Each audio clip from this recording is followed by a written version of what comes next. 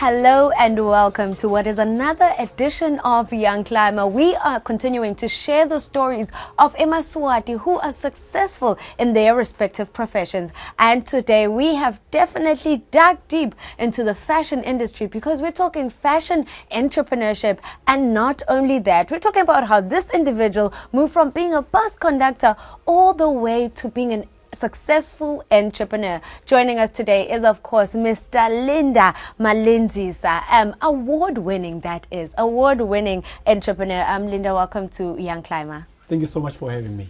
You know, I'm very glad to have you. I've seen you take the awards. I've seen you dress people. And, you know, you've always been so charismatic and, most importantly, dedicated to what you do. You'll always speak about your business. We'll always hear about your business. But we need to backtrack a little to the young Linda.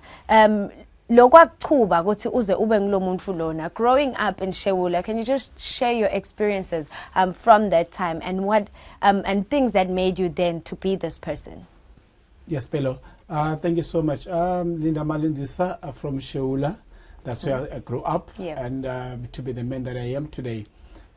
One of the good things about growing up in a community setup is because I was so to but every elder in the community, in the village, we are going to discipline accordingly. So whatever that you do, you don't run away from all your parents, but anyone in the village, you know, is either out of Tebekaya or else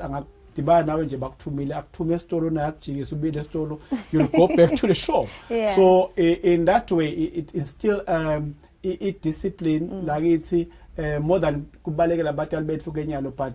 to say the community is looking at us. So in that way, the community is a guide. Now we are at a country level.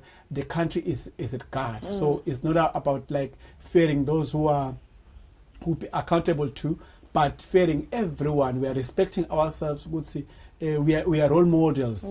A lot of people, when they see us in public doing something which is wrong, it goes back to yes. Oh, definitely. You know, that one definitely talks to it takes a village to raise a child. But Logunye, that was very interesting about you is that you worked as a bus conductor in Form 1. That is a job so many people would shy away from, but especially now high school, pilot. But you did that, and that was sadly after the passing of both your parents. How did this experience, you know, shape you and, you know, resilience in your work ethic? I always tell people, being a bus conductor taught me a lot. One of the sales skills that I have today, for a while I was a bus conductor because they at some point you will have to go to Manzini, so you have to ask back these people to board your bus. It's not like it's by luck, but when it comes to town, we have to sometimes grab their things, usher them to your bus, sit them nicely, convince them that you reach in time, whereas you know that you might take longer. So it's an effort, and then it doesn't happen automatically. We have to back these people. So I think the sales skills part of me came from that angle. Otherwise, it was not by choice being bus conductor because my dream was to complete school after passing away of my both parents. So and then I went to Pindovuge bus service, though it was for part time. And then what's my good to call so of which they say won't be so it happened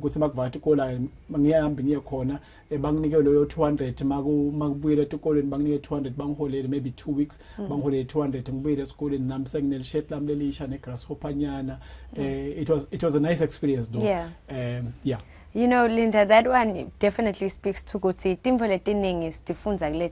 You know how you're saying that fed into your sales mentality. But now, despite all of those challenges, you said you managed to complete school. What kept you motivated, and how did you balance school and work responsibilities? Because you had to fend for yourself at that time. How did you manage to balance it all? Growing up, in our era, you didn't care much about the next meal because you always thought your parents are going to provide or something. Yeah. But me having the responsibility of going to work, weekends, what's this? Our book assignments. Besingawending a weekend it's in. School assignment you do it at school. At home, we are lala, we are the next day. But the era now has changed because after school you've got your homework. You have to do. Even weekends you've got your homework. So weekend is when we were doing all this manual work to commitment for the days. So balancing up. It was an issue because we didn't see school stress in school. You focus to the next assignment at home. But and then after school you found yourself in the hospitality industry, which is where I actually met you, Linda. You worked as a waiter at Smunye, Mhlume and Ubombo Country Club. How did this specific experience help you in developing the skill that you have today in sales, marketing, and of course customer service? Maybe I can start by saying it's a matter of like after school, taking every available opportunity, even if you know what you want it to be, but take whatever that opportunity that will avail itself, take it with both hands, see how far it goes. Myself, I wanted to be a banker, a police officer, something like that. And then it happens, there was an advert that was going on our social media, was on Facebook by that time. And bebafuna bana batawufunzela hotel and hospitality for free in Babane Castle Hotel. Then I grabbed that opportunity only to find I was the best in it, and I was rated in one of all the courses that we're doing there. I came top, and then I was hired there. Then I moved to Smuya Country Club because it was closer to home, and I was instantly hired. And then I grew with Smuya Country Club to Smuye, to Mhlume, and Big Ben, same management.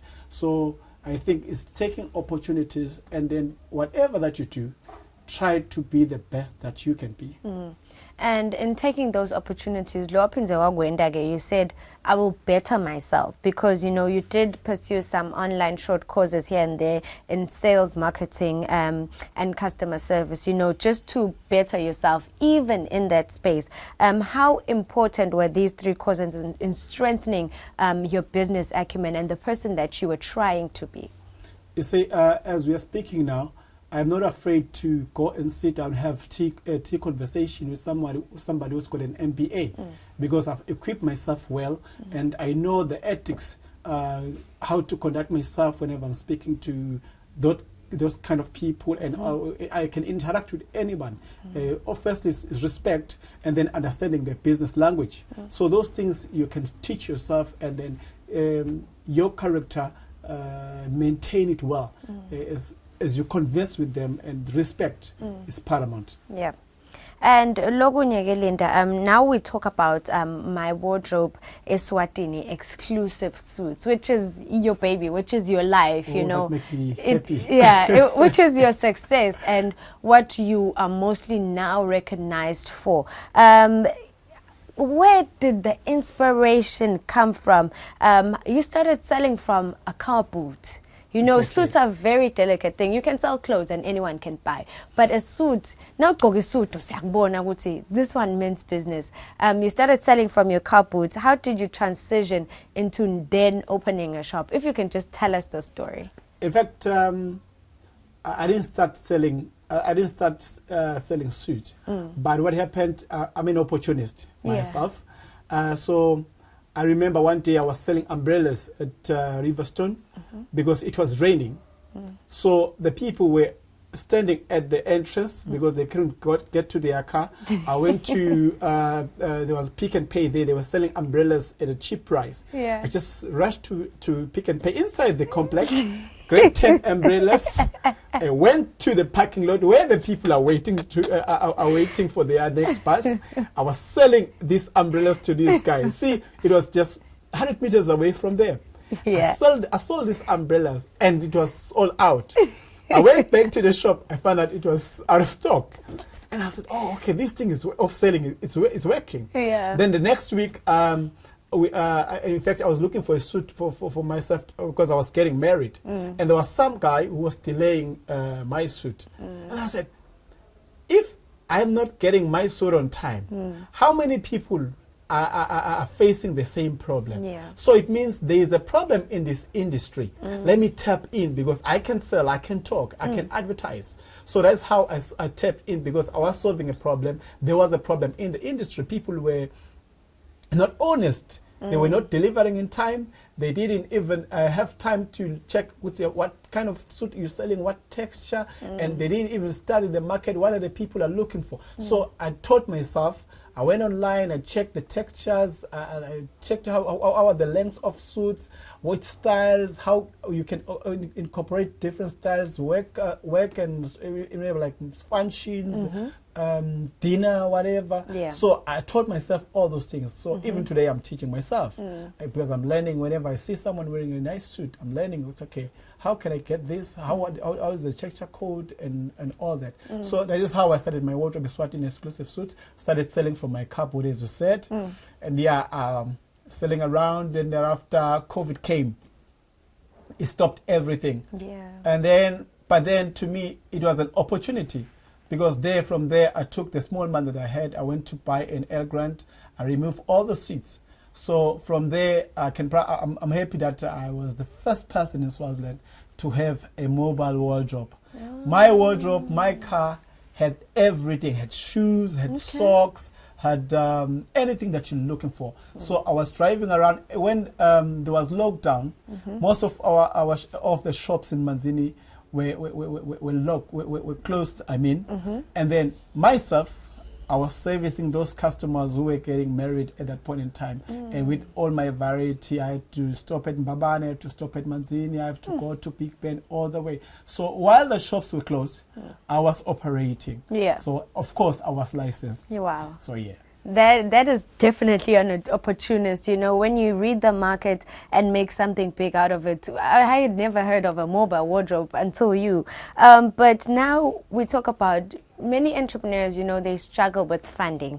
From your side of things, how did you manage to finance your business, especially in the early stages? And what are some of the lessons that others can learn from this approach? Was it saving? Was it because you started selling then it eventually grew? How did you manage to finance everything? Okay. Okay, this one is argumentative in a way, but I always tell people, you don't need funding to start a business, but you'll need funding to grow a business. So it's best to start with the little you have. Then thereafter, you can get funding to build what you have, what you know better you are going to win. Because you have to, all the risk must be on you other than someone's money.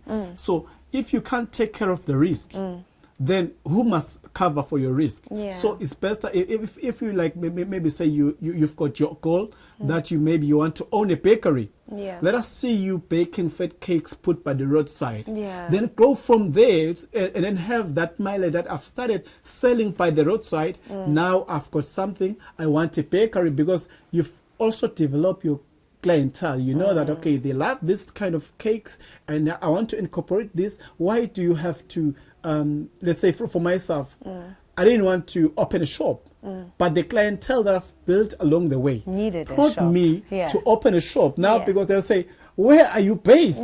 Of which I've built the portfolio, I've got the clientele, I know what they want, I've got the book value of the clientele. And then now I said, okay, looking at my of the money that I make, am I going to be able to pay rent, to pay someone who's going to help me in the shop, and to service all the bills of when it comes to shops and stuff?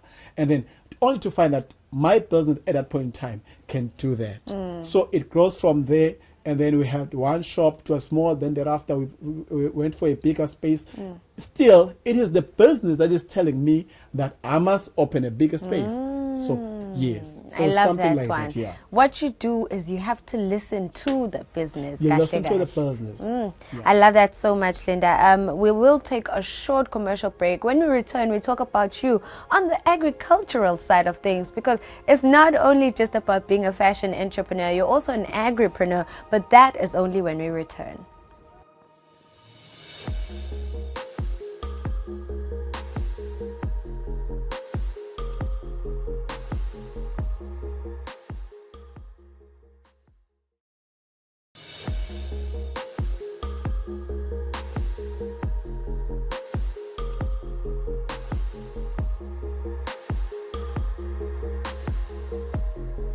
Welcome back. On today's episode, we are joined by Linda Malindzisa. And earlier on, before the break, we were talking about funding, which is quite an important build for a business. You did mention a few things, but there's so much that, you said you could expand on in that regard. Can you tell us about the funding of your business, especially after COVID? Because there was a bit of a struggle, for everyone after COVID.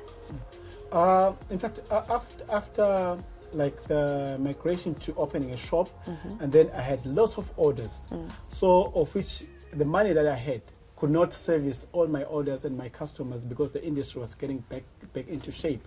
So ingonyama ke ba advertiser imali lapha Eswatini Bank, there's a COVID relief fund for small business people. So myself, I jumped into that opportunity because I think it was going to help me. Yeah. But I was going to try with the liquid that I had. But for me to grow faster, I have to approach the bank. I went to Eswatini Bank. They gave me 100,000, of which we paid off after working very well. And also in that, I saw good there's a gap, a lot of young people, when it comes to Lama relief funds and also and all that. And can you look at me? It did help a lot into growing to our businesses. These monies are there. They gave me 100K. And then we're able to work even faster than the pace we were going to sebenangayo while we are using our money. So maybe to young people, the imali leti asithatheni sisebenziseni mabathi nje enkundleni kunemali lekhona abantu labasha ababhalisa amabhizinisi benda lokwana lo mafuna wena amabhizinisi, let us go there. Nonetheless akumane kuthiwe le timali tiphelile kunekuthi imali ijikile enkundleni ukuthi abantu basha bangasebenza. Even the money that are available by the banks, go the approach, how can they help you? But then ngeke uye phela ebhange ufuna imali ngoma ke etinkondleni ufuna imali, there's nothing that you want to ukuthi lo ufuna kuwena ufuna nje ukuthi hayi nginikeni le mali, I want to see what I can do. Start somewhere. Let it find you doing something. Then thereafter you can have a big way to get the monies that are available there to grow our businesses. I love that so much because, that just goes to prove that there is help in the Kingdom of Eswatini. Even our government, even our banks, our corporates are looking to the betterment of young people. Yes, but then now, apart from fashion, you're also a seasonal small and medium scale farmer. How does that even work? What propelled you into agriculture? I think maybe Smaswati sinako lokuthi kulima is part of our life. It's part of who we are. But what propelled you into agriculture? And now, how are you balancing the two? I was reflecting at life. Growing up ekhaya sebancane, wothi mamncane bakunika isivandle sakho nje bathi nayi isimi yakho limi hlanyela 2 ma beetroot akho ngombila wakho ubitwa ngothi umbila wakho makuthi inkukhu unikwe inkukhu lensikati la khawuthi nayi inkukhu yakho ke leya igasi ke lapho nawe uyesho ukuthi inkukhu yakho. And in that way they were trying to equip, now that I understand what they were trying to equip us with, if you can take care of something, grow and give you then you are going to stand the test of time. Now I'm in the fashion industry. At the end of the day, ngeke sidle masudu tafuna sidle inyama bonke labantu babonako labahamba kola staladini na ugcokile umuhle nje, you pass by Pick and Pay lokudla lokuqhamuka. So it means young people, no matter what sector you are, let us do tap into agriculture. So I was very fortunate because ekhaya ngithi bekunamasimu la khona nabashela bona batali. So lamasimo ke I make sure ukuthi ayalinywa season by season, and only to find ukuthi now sesilima at large scale. So nalamanye amasimo abomakhelwane labangawalimi siyacela so ngiwaboleke ngithathe ngiwalime ngihlanyele lokho ngikuhlanyelako. So I make sure ukuthi mangihlanyela umbila nje ngihlanyela umbila onke lamasimo, mangihlanyela emabhonjisi ngihlanyela emabhonjisi onke, because my goal is to produce in large scale at a point in time. In fact, my retirement goal is into agriculture. So now I'm working my way to retire from the fashion industry, and as the young people are taking over, because I'm also into generational investment. I'm looking forward that at some point my children will take care of the shops, whereas I won't be the face of the shop, I won't be involved with the shop in any way. Then I'll be focusing on the farm and all that as a way of relaxing after working so hard for so many years. Yeah, I like that so much. But one interesting thing, another interesting thing I'd rather say, you contested in the country's elections, and you know the response was massive because people know you, people are very fond of you. What motivated you to run, and what lessons did you take from this experience? You know, when you talk of elections, my blood is boiling because at some point you feel like labanye bantu bakuthensile, those who said you must go for it, you're gonna win, because everyone but like you're gonna win, you're going to make it. Please, siyakuvotela mhlonishwa, siphethe imali, or whatever that you can. But it's not that.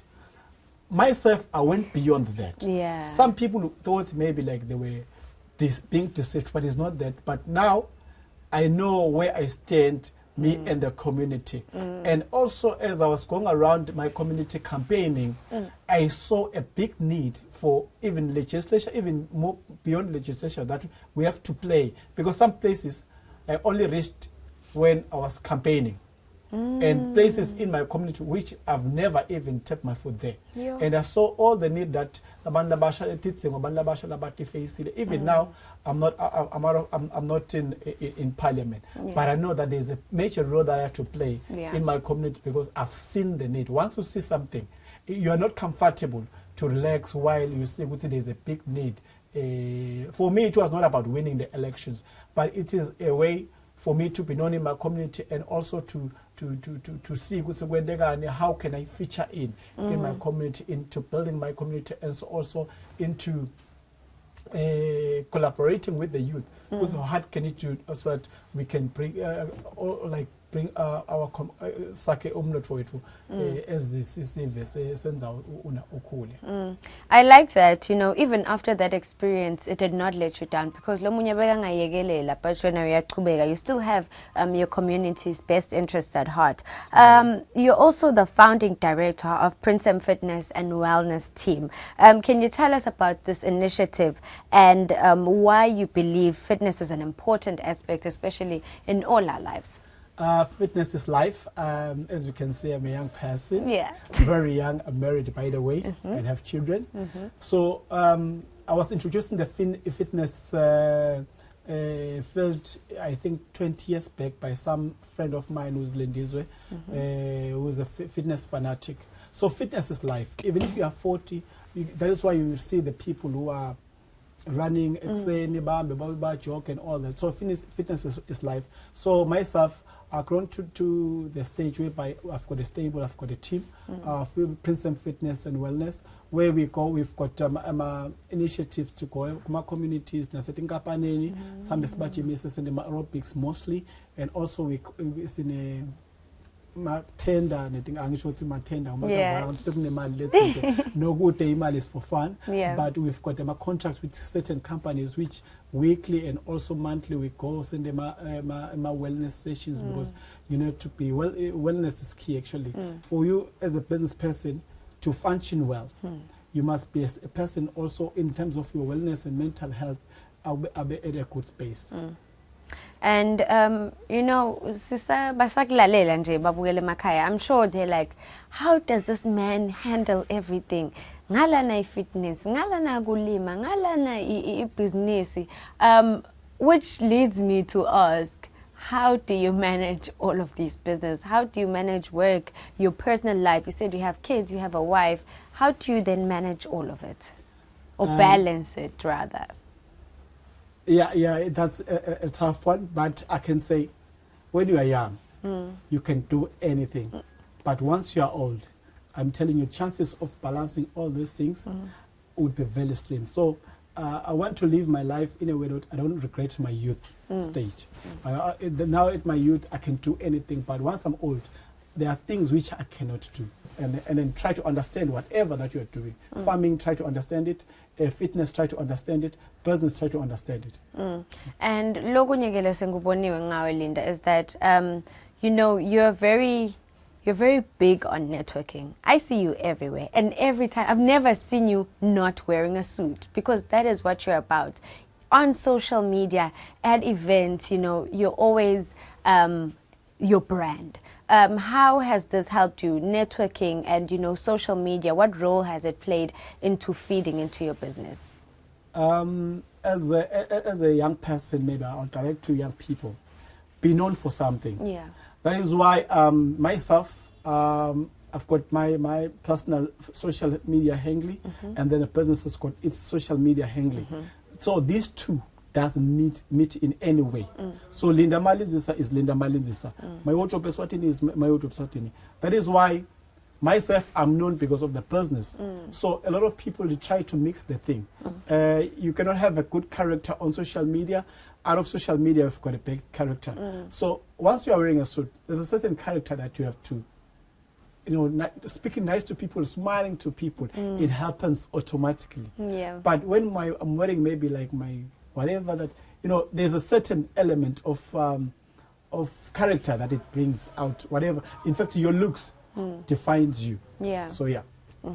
And just lastly, you know, before we wrap up, Linda, finally, can you share any words of advice you'd like to give the young people in Eswatini who want to build successful businesses, you know, despite challenges? We can talk about it now, laugh about it, and, you know, talk about how it was an experience that led you to who you are. What advice would you give to the young people of Eswatini?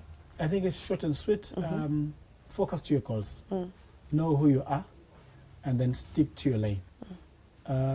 We've seen some of young people are being swept by some waves. Maybe let's say there's a trend that is going on social media, then you are there with the trend, then the trend fades away, then you are coming back to try to fit into the person that you thought you were. You find that we no longer trust who is this person. Be known for something, be known to an extent this account has been hacked, whereas it is not hacked. So how does it coming from? It's coming because we know who you are. So young people, you must respect yourself. Business is respect. Respect yourself. Start by respecting yourself and respect other people. Once you do that, I think you've mastered the key to success. Alrighty, thank you so much, Linda, for joining us. It was only a pleasure. Thank you for honoring our invite, and of course for giving us time to, you know, share your beautiful story. It's a very interesting and most certainly an inspiring one. Thank you so much. Alright, Tibabugile Makhaya, you heard that. Be known for something, and most importantly, respect yourself and respect others. We will be returning next week with yet another inspirational story, but for today, it is good night and God bless.